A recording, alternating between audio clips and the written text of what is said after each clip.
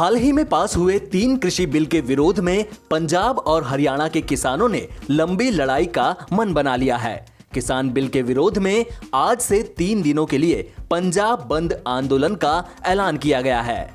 इसके कारण ट्रेन यातायात पर काफी बुरा असर दिखाई देगा। गुरुवार से किसानों ने राज्य में 3 दिनों का रेल रोको आंदोलन शुरू किया है। अमृतसर, फिरोजपुर जिलों में किसान रेलवे ट्रैक पर धरने पर बैठ गए हैं। दिल्ली की तरफ से आने जाने वाली गाड़ियां बाधित हुई हैं। किसानों ने 25 सितंबर यानी शुक्रवार को राज्यव्यापी बंद आंदोलन का ऐलान किया है। किसानों ने यह साफ कर दिया है कि वे कृषि विधेयकों को किसी भी सूरत में स्वीकार नहीं करेंगे। पंजाब बंद के कारण कई ट्रेनों के मार्ग बदल गए हैं या फिर उन्हें कैंसिल कर दिया गया है। कोरोना वायरस महामारी के बीच पंजाब में बढ़ते किसानों के विरोध प्रदर्शनों से पता चलता है कि संसद में बिल भले ही पारित हो गए हों, किसान उन्हें स्वीकार करने के मूड में नहीं है। किसानों को चिंता सता रही है कि अगर एक बार मंडी के बाहर खरीद शुरू हो गई तो उन्हें न्यूनतम समर्थन मूल्य प्रणाली से हाथ धोना पड़ेगा। अमृतसर के ग्रामीण इलाकों में किसान और उनके परिवार के सभी लोग, बच्चे बूढ़े समेत आज सुबह से ही नजदीकी रेलवे ट्रैक पर जाकर बैठ गए। इधर सरकार और प्रशासन ने भी बंद को लेकर पूरी तैयारी कर ली है। पुलिस प्रशासन ने साफ साफ कह दिया है कि वे किसानों के प्रति नरम रवैया अपनाएंगे।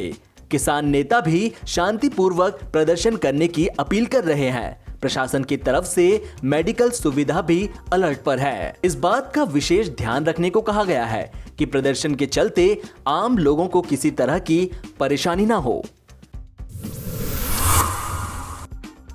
लद्दाख में हजारों सैनिकों की तैनाती करने वाला चीन अब भारत के पूर्वी हिस्से में तनाव का नया मोर्चा खोल रहा है। चीन ने भूटान से लगे डोकलाम के पास अपने H-6 परमाणु बॉम्बर और क्रूज मिसाइल को तैनात किया है।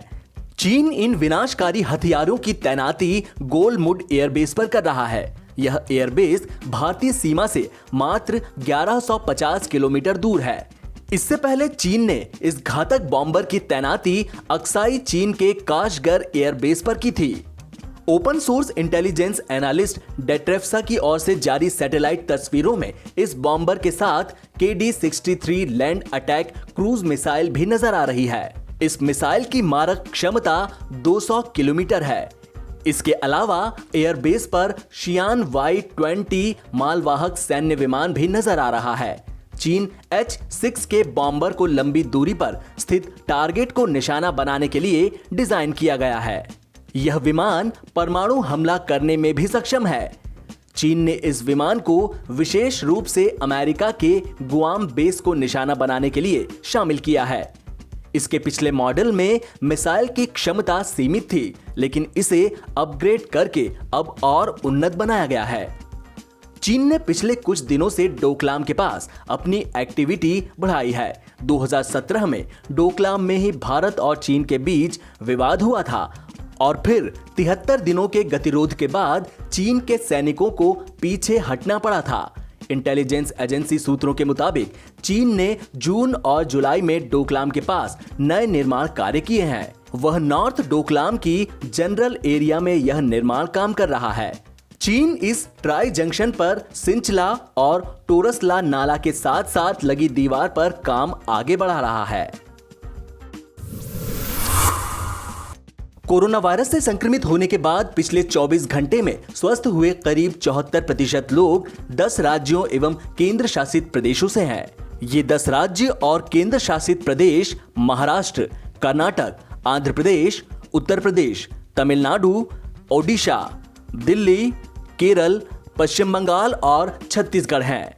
मंत्रालय ने बताया कि भारत में रोजाना संक्रमण मुक्त होने वाले लोगों की संख्या संक्रमण के नए मामलों की तुलना में पिछले 6 दिन से अधिक बनी हुई है।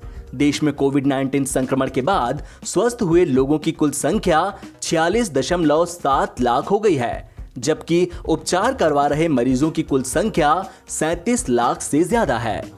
मंत्रालय की ओर से गुरुवार सुबह जारी आंकड़ों के मुताबिक देश में पिछले 24 घंटों में कुल 87,374 लोग संक्रमण मुक्त हुए हैं, जबकि संक्रमण के 86,500 नए मामले सामने आए हैं। मंत्रालय ने कहा कि भारत की रणनीतियों एवं प्रभावी कदमों के कारण संक्रमण मुक्त हो रहे लोगों की संख्या में बढ़ावा हो रहा है। मंत्रालय ने बताया कि भारत में संक्रमण मुक्त होने वाले लोगों की दैनिक संख्या नए मामलों की तुलना में पिछले 6 दिन से अधिक बनी हुई है। पीएम मोदी ने गुरुवार को फिट इंडिया डायलॉग में टीम इंडिया के कप्तान विराट कोहली और पैरालिम्पियन देवेंद्र झाझरिया से बात की। इस ऑनलाइन कॉन्फ्रेंस में विराट और झाझरिया के अलावा मॉडल, रनर और एक्टर मिलिंद सोमन, न्यूट्रिशनिस्ट रुजुता दिवेकर ने भी हिस्सा लिया। सभी ने फिटनेस को लेकर अपनी यात्रा और प्रधानमंत्री के स्वस्थ जीवन के गुणों पर अपने विचार रखे और कुछ सुझाव भी दिए। इस दौरान पीएम मोदी ने कहा, आज का ये डिस्कशन हर युवा वर्ग के लिए है। आज का ये डिस्कशन हर आयु वर्ग के लिए और भिन्न भिन्न रुचि रखने वालों के लिए भी बहुत ही उपयोगी होगा।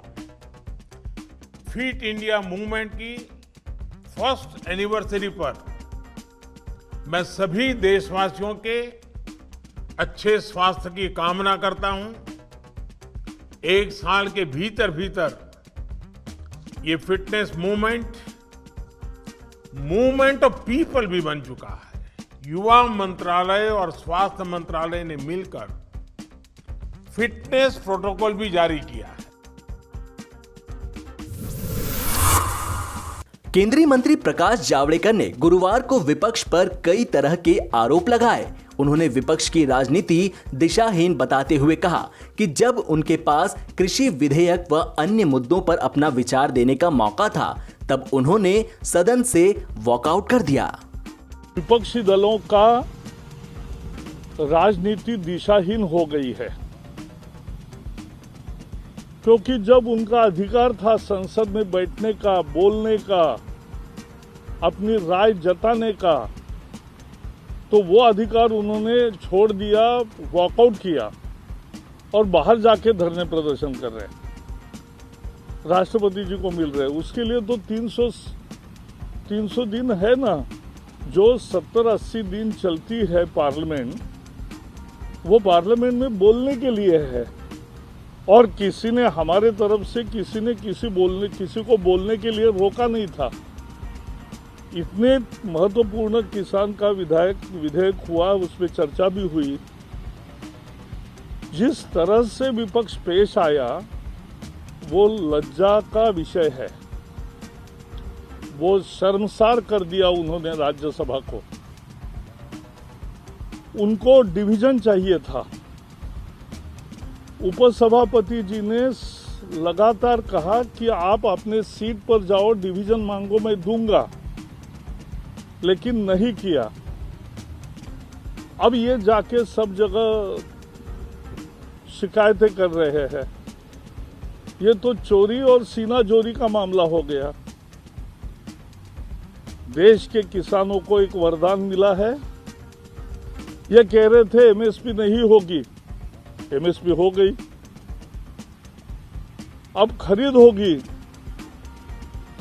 तो फिर इन्होंने कहा था एपीएमसी बंद होगी, नहीं हो रही है। तो ये जो काम किया है विपक्ष ने, बहुत ही गलत काम किया है।